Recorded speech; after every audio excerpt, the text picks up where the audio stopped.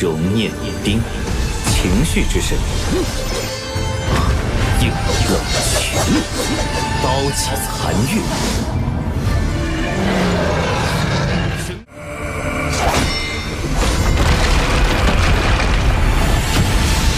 神功千古，金方在。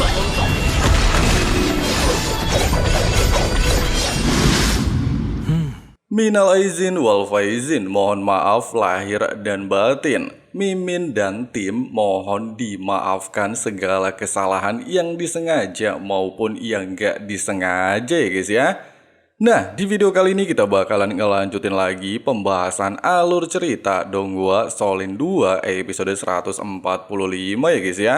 Tapi sebelum masuk ke dalam alur ceritanya, kita rekap tipis-tipis sedikit aja episode sebelumnya. Setelah Yu Hao dan Tang Wutong kembali bersama, bahkan seluruh ingatan Tang Wutong telah kembali pulih, Yu Hao lantas mendapatkan ujian cukup berat dari para tetua akademi sebagai syarat kelulusannya. Selain diharuskan menciptakan alat roh tingkat 9, Yu Hao juga diharuskan bekerja sama dengan Tang Wutong melawan Dekan Yan Shaoze. Singkatnya, setelah melakukan latihan baku hantam melawan Dekan Yan dan menyadari 3 teknik Haodong tidak lagi bisa digunakan, Yu Hao lantas berambisi untuk menciptakan teknik baru. Bahkan dalam proses penciptaan tekniknya dari berbagai kenangan bersama Tang Wutong, hal itu tanpa sengaja membangkitkan kekuatan emosi cinta di dalam diri Yu Hao, serta membuatnya semakin dekat dengan warisan dewa emosi. Terus gimana sih kelanjutan alur ceritanya? Penasaran ya kan? Jadi langsung aja simetriskan posisi rebahan kalian. Inilah waktunya kita baku hantam.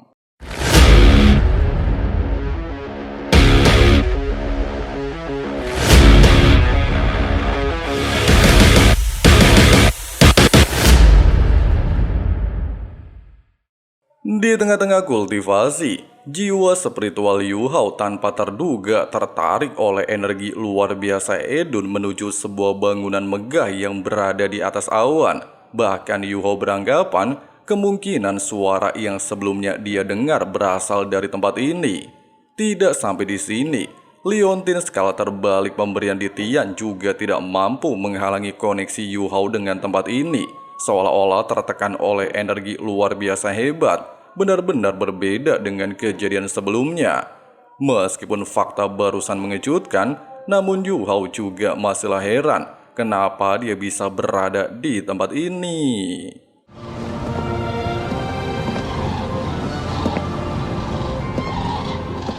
Belum sempat Yu Hao mendapatkan jawaban akan kebingungannya, dia justru tanpa sengaja melihat 2 orang sedang duduk bermain catur. Meskipun penampilan mereka terlihat sederhana, namun Yu Hao bisa merasakan aura luar biasa dari tubuh mereka. Bahkan membuatnya bertanya-tanya, dari mana asal kedua master tersebut? Lagi dan lagi belum sempat berpikir lebih jauh, sosok pria muda yang diketahui murid dari kakek di hadapannya tiba-tiba saja memenangkan permainan catur, sehingga membuat sang guru terlihat sedikit kesal. Dan demi meredam amarah gurunya, si pria muda lantas berniat untuk membuatkan makan siang, serta mengajak Yu Hao untuk membantunya menyiapkan makanan. Singkatnya, di saat Yu Hao melihat pisau-pisau sangat kecil dan bahan-bahan yang terlihat biasa saja, pria di hadapannya langsung menegaskan kalau dia hanya akan mempraktekkan gerakan 1 kali. Sedangkan seberapa banyak yang bisa Yu Hao kuasai tergantung pada dirinya sendiri.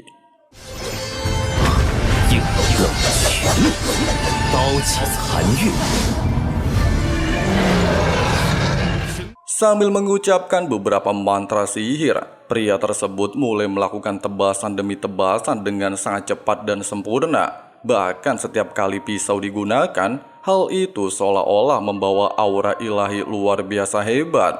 Selain itu juga, Yu Hao mampu dengan jelas mengamati setiap prosesnya. Selain dengan mudah menciptakan 261 tebasan dalam waktu singkat, setiap potong tebasan sangat akurat, sehingga menandakan teknik yang digunakan sangat luar biasa. Sosok pria yang diketahui bernama Rong Nianbing menegaskan, Teknik yang dia gunakan disebut tarian naga hujan dan telah mencapai tingkat sempurna. Bahkan ketika dia bertanya apakah Yu Hao ingin belajar, Yu Hao tanpa basa-basi mengangguk serta bertanya apa yang bisa dia lakukan untuknya. Di saat Rong Nianbing mengatakan Yu Hao hanya cukup mewarisi kursi ilahinya, hal itu langsung membuat Yu Hao terkejut. Ternyata sosok pria di hadapannya adalah seorang dewa, serta tidak menyangka benar-benar bisa bertemu dengannya meski terdapat penghalang di tubuhnya. Rong Nianbing menegaskan, Leontin skala terbalik memang memiliki kemampuan memutuskan hubungan dalam batas tertentu. Namun di hadapan seorang dewa, Leontin tersebut bagaikan sebuah kertas yang mudah ditembus. Dengan perasaan terkejut dan percaya dewa itu ada, Yu Hao lantas bertanya apa yang sebenarnya disebut sebagai dewa. Rong Nianbing menjelaskan, dewa adalah seorang manusia yang telah mencapai kekuatan ekstrim, memahami hukum langit dan bumi dengan sempurna, sehingga keberadaannya akan diakui oleh alam dewa, serta memiliki kursi ilahi. Hanya saja dikarenakan alam dewa memiliki area terbatas, maka jumlah manusia yang bisa menjadi dewa juga terbatas. Oleh sebab itu, untuk memasuki alam dewa, seorang manusia haruslah memiliki kursi ilahi. Pada dasarnya, ketika ada seorang dewa mati atau pergi dari alam dewa, seorang pengganti harus ditemukan untuk mewarisi posisinya. Namun jumlah pasti yang bisa ditampung alam dewa tidaklah diketahui. Tidak sampai di sini, alam dewa diketahui menguasai 108 dunia fana, sedangkan Rong Nianbing berasal dari dunia lain dan bukan dari benua Daulo. Dia juga merupakan dewa tingkat pertama dari total 30 dewa. Sambil mendengarkan hal itu, Yu Hao lantas bertanya, apakah Rong Nianbing mengenal Yilei Kexi dan dunia asalnya? Rong Nianbing mengatakan, Yilei Kexi adalah sosok luar biasa dari dunia sihir, di mana setelah dibangkitkan oleh Raja Dewa Tangsan, kesadaran ilahinya terpecah menjadi beberapa bentuk dan bersembunyi di berbagai alam. Bahkan mungkin Yu Hao memiliki kesempatan untuk bertemu dengannya. Di tengah-tengah obrolan, Yu Hao lantas mengajukan pertanyaan, kenapa Rong Nianbing memilihnya? Rong Nianbing mengatakan, selain Yu Hao mirip dengan dirinya dalam hal atribut es, Yu Hao juga mampu menyalurkan emosi ke dalam tekniknya, bahkan memiliki fokus luar biasa hebat. Oleh sebab itu, asalkan Yu Hao mewarisi posisinya, Rong Nianbing berharap Yu Hao nantinya bisa mencapai tingkat yang lebih tinggi daripada pencapaiannya, bahkan menjadi seorang raja dewa di masa depan. Sambil berterima kasih atas pujian barusan, Yu Hao juga bertanya, apakah setelah menjadi dewa, dia bisa membawa orang yang dia cintai ke alam dewa? Sambil membenarkan hal itu, Rong Nianbing juga mengatakan, dengan mewarisi posisinya sebagai dewa tingkat pertama, Yu Hao dipastikan bisa membawa beberapa orang yang memiliki hubungan dekat dengannya. Tepat ketika Yu Hao setuju untuk mewarisi posisinya di masa depan, Rong Nianbing lantas memberikan kekuatan ilahi ke dalam tubuh Yu Hao. Selain merubah kesadaran spiritualnya menjadi kesadaran ilahi, Rong Nianbing juga berpesan untuk tidak sembarangan menggunakan kesadaran ilahi jika bukan dalam situasi genting. Pasalnya jika orang lain mencuri benih ilahinya, maka Yu Hao dipastikan akan langsung koit, serta kursi ilahinya juga akan direbut oleh orang lain. Meskipun Yu Hao mengangguk mengerti, dia tetaplah masih penasaran ujian apa yang harus dia lalui. Pasalnya di masa lalu, leluhur Tangsan harus melewati 9 ujian dewa laut sebelum benar-benar menjadi dewa. Sambil menegaskan Yu Hao perlu mencari tahu sendiri apa ujian yang harus dihadapinya, Rong Nianbing juga memperkenalkan diri sebagai dewa emosi, serta mengirim Yu Hao kembali ke dunia manusia. Bahkan dia juga memberikan 2 hadiah kepada Yu Hao, sehingga bisa mempercepatnya mewarisi posisi ilahinya, serta meminta Yu Hao untuk fokus terhadap kultivasi dan kekuatan emosi. Singkatnya, di saat Yu Hao kembali ke pavilion Dewa Laut, sang guru terlihat sedikit khawatir Tangsan mengetahui tindakannya. Namun Rong Nianbing terlihat santuy dan beranggapan Tang San tidak akan memperdulikan hal ini untuk sementara waktu. Sementara itu setelah terbangun, Yu Hao sempat kebingungan kejadian sebelumnya ilusi atau kenyataan. Pasalnya dengan adanya liontin skala terbalik, bagaimana mungkin Ditian tidak menyadari koneksinya dengan seorang dewa?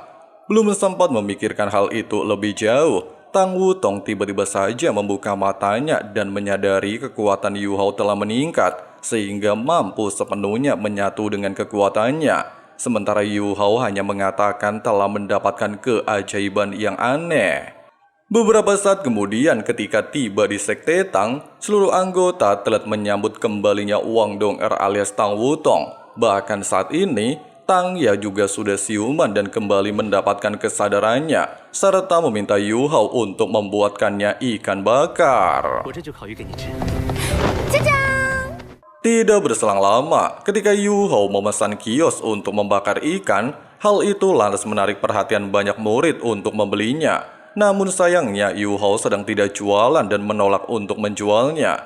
Pasalnya ikan bakar tersebut memanglah dia siapkan khusus untuk seluruh anggotanya, sehingga mereka bisa menikmati kebersamaan dan merasakan kembalinya Tang Ya bersama Tang Wutong. Hanya saja di tengah-tengah kebahagiaan tersebut, Tang Ya tiba-tiba saja jatuh pingsan.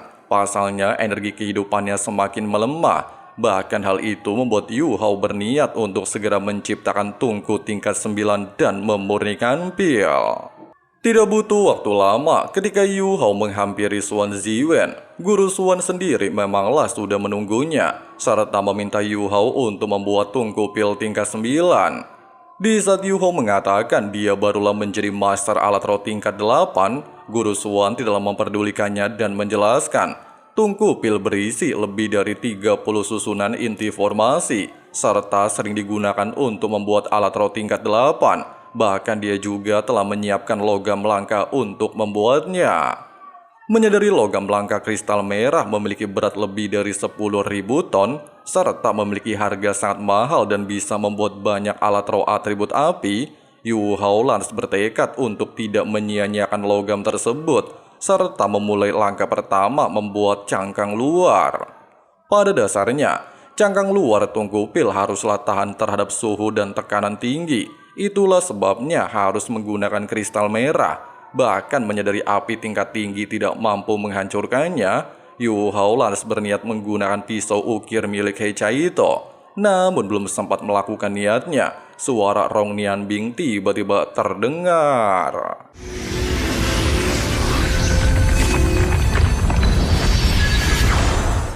Nah, ternyata dari dua benda pemberian Rong Nianbing, salah satunya adalah pisau ukiran hantu.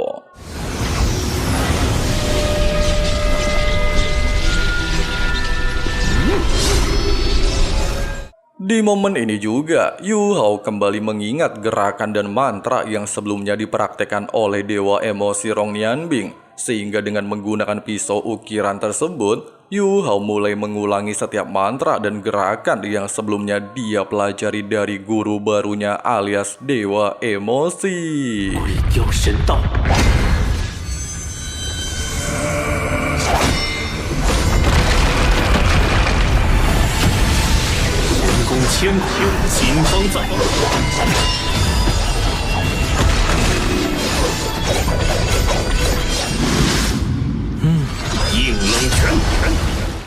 Nah guys, sebetulnya pembahasan alur cerita Donghua Shonen 2 episode 145-nya. Waduh, kita udah jauh banget ya guys ya. Yu Hao udah ketemu Rong Nianbing alias Dewa Emosi. Waduh, makin seru aja ya guys ya. Nah, sekali lagi minal aizin wal faizin, mohon maaf lahir dan batin ya guys ya. Salam untuk keluarga teman-teman semuanya dimanapun kalian berada. Makasih banyak buat teman-teman yang udah nonton videonya sampai habis. Di sini Abang Frank si Ketua Sekte undur diri dulu. See you and bye. That I've never felt this way. I really hope that you will choose to stay through all the pain. I know you told your friend you're not okay, and tell me what's wrong and why you never said you felt that way. Guess you're trying to stay strong and fake a smile until I look away.